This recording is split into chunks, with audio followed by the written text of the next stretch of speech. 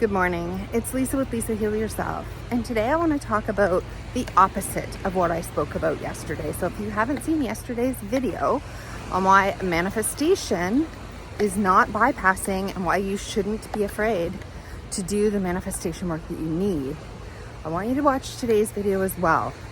And this is on emotions and trauma and your shadow and why you shouldn't be afraid to do this work either. There are also those people who do, brain retraining work, who do manifestation work, who are really trying to attract the life that they want, but they also reject and they resist and they're afraid to feel feelings. They're afraid to do the shadow work and the inner work and take a look at their traumas and their emotions because they're afraid that that will mess up or call into being something that they don't want, and so they refuse to look at them. And this is also not helping you. So firstly, your emotions are passing feelings and sensations based on what's going on in your life. They are messengers, they are signals, they are a result of something that's either happened in the past that's coming to the surface now, something that you're feeling, and something that needs to have some recognition or love or light shed on it. Now, it is true that if we acknowledged all our emotions and we sat in all those emotions, we could stay low vibe forever and we would not manifest what we want. However, if we continually push down, right, in a trash can, push down our feelings, stuff down our emotions that we don't want to feel, but these emotions continue to come up. So it's not like a passing emotion or a passing something that will just, go away and change quite easily, but it's something that continually comes up over and over, and we keep stuffing it down. These emotions are signals. They are messengers. They are pointing to something that is unresolved in you. It's either subconscious or unconscious or has been pushed into the shadow. The reason we all have a shadow side to ourselves is because we're in a world where we want acceptance and love. And if we deem a part of ourselves to be judged or criticized or rejected by others, over time, we often learn to disown and to cut ourselves off from that part of ourselves so that, we aren't rejected by the ones that we need love from. And so over time, we begin to have this shadow side to ourselves, which is all the personality traits and all of our emotions that we are afraid will be rejected. And so they're the parts of ourselves that are pushed down deep and we may not even know exist anymore. They're the parts that we would rather not have. They're the parts that we're ashamed of, the parts that we're afraid of, the parts that we're worried about, the parts that, embarrass us. These are the parts that we don't show to people. Thus, the shadow. It's the parts of ourselves that we keep in the shadow, not, open to the light, open to the conscious light. So the part of ourselves that we show everybody are the parts that we feel are the best parts of ourselves, the parts that will get us love and help us with what we need in this world, help us to survive, help us to get our needs met, and help us to be accepted and loved by those around us that we need most. So this is the side of ourselves that we show to the world. This is the conscious side of ourselves, the conscious personality traits, the conscious attributes that we have, the conscious beliefs, the conscious feelings and emotions that we want to show to the world. And the other parts get sort of pushed down, shoved down, buried into the shadow or into the subconscious or the unconscious so that we're not even aware they're there. Some of them we are aware and we choose just not to associate with, and some of them are partially aware in the subconscious, and some of them are just totally denied and disowned by us at this point in our life, and we really don't take them as a part of ourselves, and thus they are deep in the unconscious part of ourselves, but they're there. When triggers in our life that come up in the present moment, something that comes up now shows us over and over an emotion, a fear, or over an emotion of sadness, or over and over an emotion of jealousy, or over and over of helplessness, or whatever. There is something deep down that we haven't acknowledged yet, that we haven't looked at. And this is the work that we do when we're doing shadow work, or when we're doing inner child work, or when we're journaling, or when we're doing any deep investigation work or trauma work. This is what we're doing. We're trying to make the unconscious conscious. We're trying to make the shadow, bring the shadow into the light. We're trying to see what we haven't been able to see at this point in our life, and what we've been rejecting out of fear that we will, it will hurt too much, or it will get us rejected, or, this part of ourselves is not worthy of being in the light. And so we're trying to investigate and uncover what is there, what is underneath. Okay, and some of those can be negative, and some of those can be positive emotions, traits, personalities, feelings, beliefs, whatever. Sometimes we suppress positive beliefs or positive traits and positive emotions because we're afraid that will get us rejected. And sometimes, and mostly, it's negative traits. And that's why people don't want to look in the shadow, because they're afraid that overwhelming trauma and negative things is all that will come out.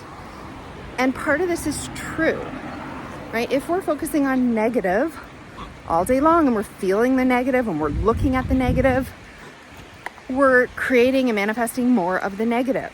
However, it matters how we look at the negative.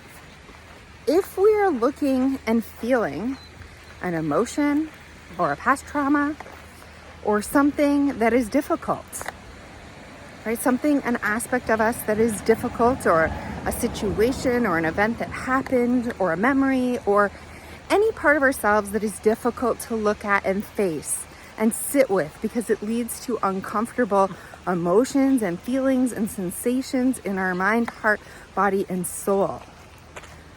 Then it's not like it's not there when we're only focused on the positive and the manifesting. It is still there.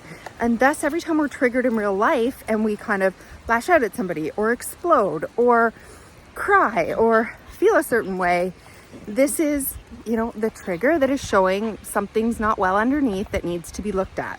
And if we look at these things and sink into them and just sit with these feelings, and then start to catastrophize and say, see, my life's going nowhere. This is why I'm never going to heal. This is what's wrong with me. I hate this, and we really start to go into this victim mindset and this pity party, and we let it sink us down and pull us down like it's quicksand, then we're going to get more of that. But when we look at these parts of ourselves, or these emotions, or these memories, or these traumas, as a way to learn and grow and make changes, it's a different story, right? It's a different story. So if we are aware of the work we're doing, so we're not entangled in the story of the emotion, we're not entangled in the pattern or the story or the belief, and letting it sink us down like quicksand and pull us down. But if we are able to come at it, with some of our tools, with a journaling practice or a meditative practice, right? Whatever your practice is, whether it's shadow work practice or a trauma work practice, and we stay the neutral observer, and we allow our higher self to look at these emotions, to see them, to look at the emotions and feelings and sensations and memories, but we don't get caught in the web. We don't get caught in the quicksand. We're able to stay like a detachment, where our higher self is looking at it, seeing it, and observing it for what it is. And we're not just getting carried away with a story, a pattern, a belief, a feeling, an emotion, or a thought that drags us down because we're caught in it deeply. Then we are able to see it for what it is, to feel it for what it is, to allow it, and to ask it, why it's there. We are able to do some investigative work as to what exactly happened. Why did it go down like this? What are we afraid of most? Why are we afraid to look at this? Why are we afraid to feel this? You know, what do we want? Why has this happened? When we're able to investigate and ask questions like, what do I want? What do I need? And then we're able to make the change, take the action that helps bring us closer into alignment with who we are and who we want to be, the happy, joyful, loving person, the person who is doing the manifestation work, the person who's trying to create this future that we want. If we're able to look at these objectively and really see what's happened and what is happening and where our needs are not getting met and what our needs are and how we can integrate back into wholeness. It's about coming back into alignment, coming back into wholeness with ourselves, with the truest part of ourselves, with who we actually are inside and what we actually feel and what we actually believe. When we are able to feel these emotions and feelings and look at our past traumas and do this work in a way that's either guided and helped you with a coach or with a therapist or with somebody or on your own, if you are capable enough to be the observer in your own life and restrained enough to not get caught up and tangled in the story, but sit in the awareness and do the work yourself, then you are going to find out some very profound things about yourself. When we have these realizations or profound awakenings, or when we spiritually see something that we hadn't before, we realize something, we become aware of something that we've pushed deep down, we've not been acknowledging, and we bring it into the light.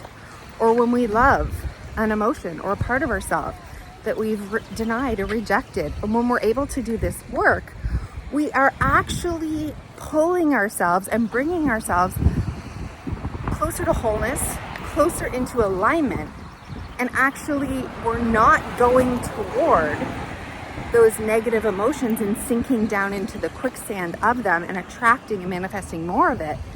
After we see and after we do the work to love ourselves, to make a change that brings us more into alignment with who we are based on the realizations and the awareness that we now have, it's like letting go of a weight. It's like letting go of a heavy weight or cutting an anchor. And it actually releases us up and frees us up to call in more of what we want, to be closer to who we are, to feel more in alignment, to connect with our higher self, to connect with our truer self, to experience feelings of love and peace and calm and joy and happiness and health. It brings us closer to the vibrations in which we want. And so that is why this work is also critically important, because we can do manifestation work all day. We can think what we want. We can call into being, do our reality creation, future reality creation, and brain retrain. And we can do these things all day.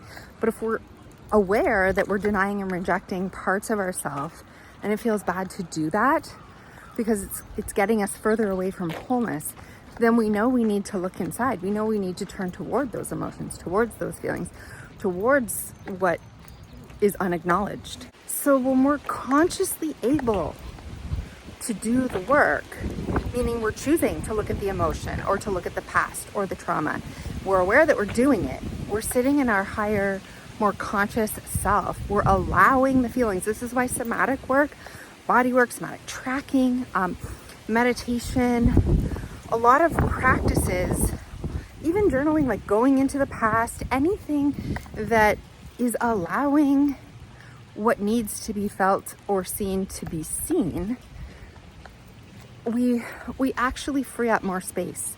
If we don't sink down into it, if we don't get caught in the story, if we don't get caught in the emotion or in the thought and become that and realize that that is not who we are. When we do this work, we have to have a high enough awareness to know that those emotions, those feelings, those thoughts, those patterns, those traumas are not us. And if you are not aware of that and you do the work, then it feels worse. It feels terrible.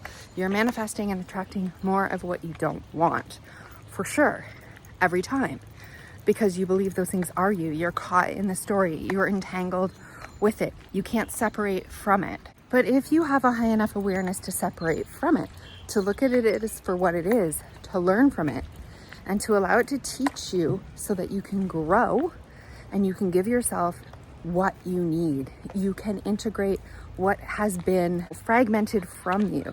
You can come closer to wholeness and alignment within your own heart and soul.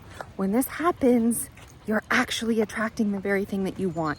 You are attracting wholeness and alignment. When you feel more whole and more aligned, you feel more calm, more peaceful, more happy, more joyful. You're coming back into your natural state, which is just peace and calm and ease. And that is the state that you're trying to get to so hard with all your manifestation work. And so I know there is a theory that says if you just don't look at it, it just doesn't exist. If you don't allow yourself to feel any of that, then you can raise your vibration a lot faster and quicker. And there's so much truth to that. That is why brain retraining works for a lot of people. That is why manifestation and visualization and the law of attraction and the law of vibration and the law of assumption work so well. And sometimes they work so well that you never ever need to do the other work.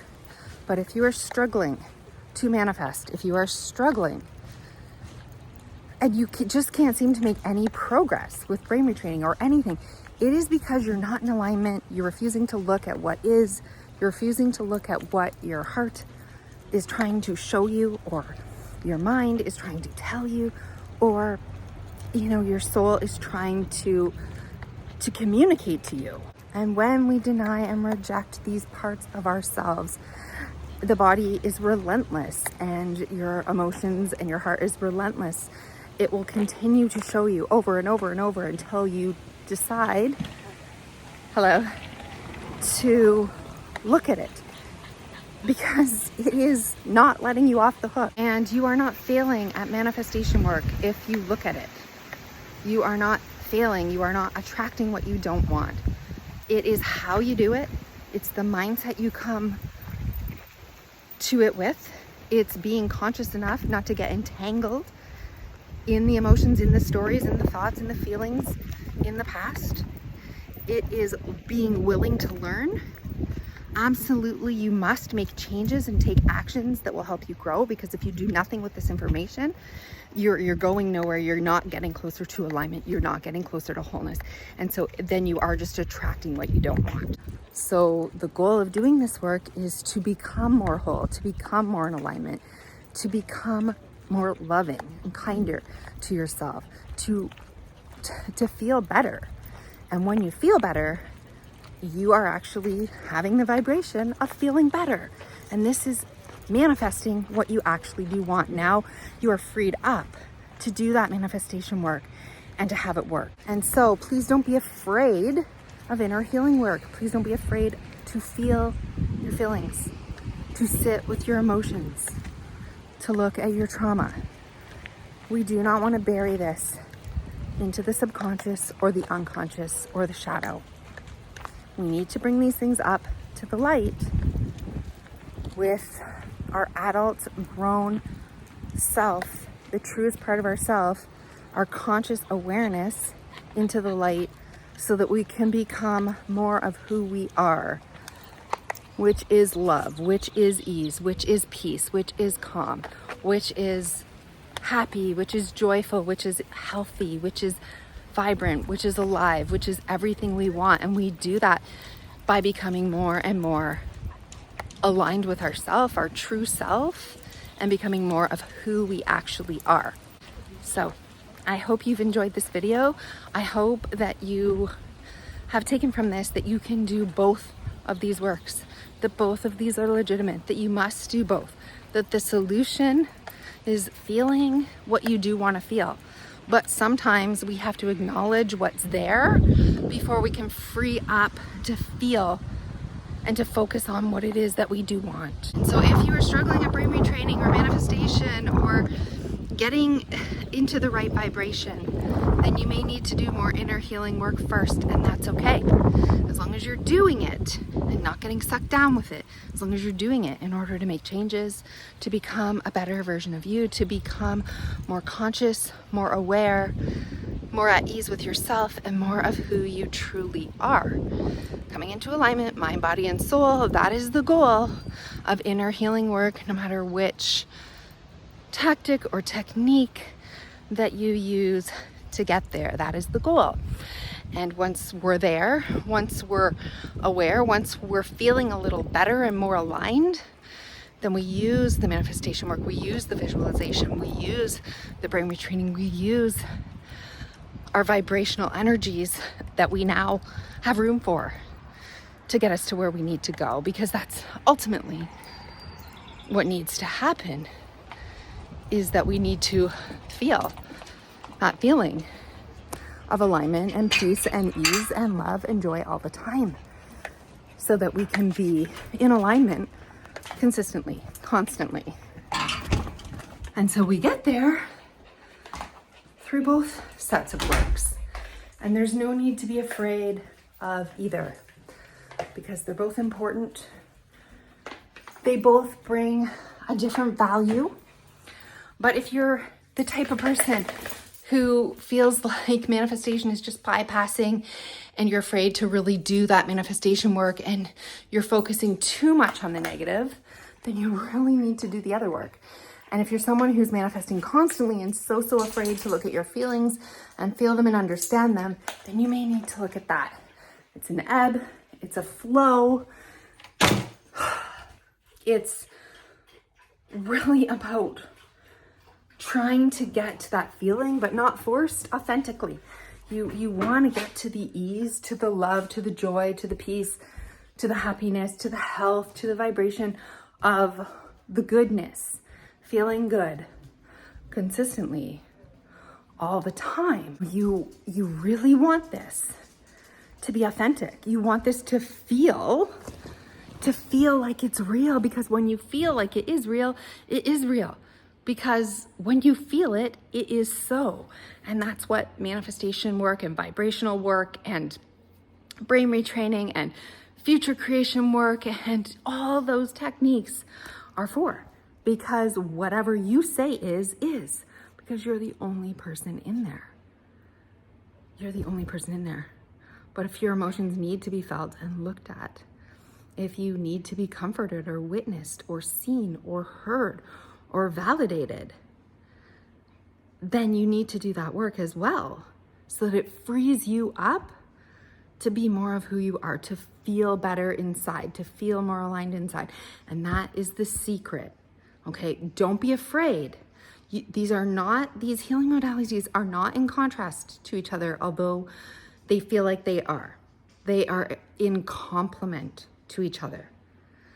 As long as we're aware, and as long as we're conscious of how we're doing the work, of when to do and when to use these techniques, of when it's better to focus on the good and the positive thinking and the manifestations, and when it's necessary to feel what's here, to look into our hearts, to look into our past, to resolve things that are unresolved. We have to know when the right time to do these things is, and be self-aware enough not to get caught in the process. It's when we get caught. It's when we're unconscious. It's when the shadow self sucks us down into the quicksand, into the story, into the spider web. This is when we stay stuck. This is when we spiral. It's our consciousness. Are we doing this from a victim consciousness, or are we the victor, and are we taking power over our own life, our own health, and who we want to become? So I hope you've enjoyed this video, and I will see you in the next one.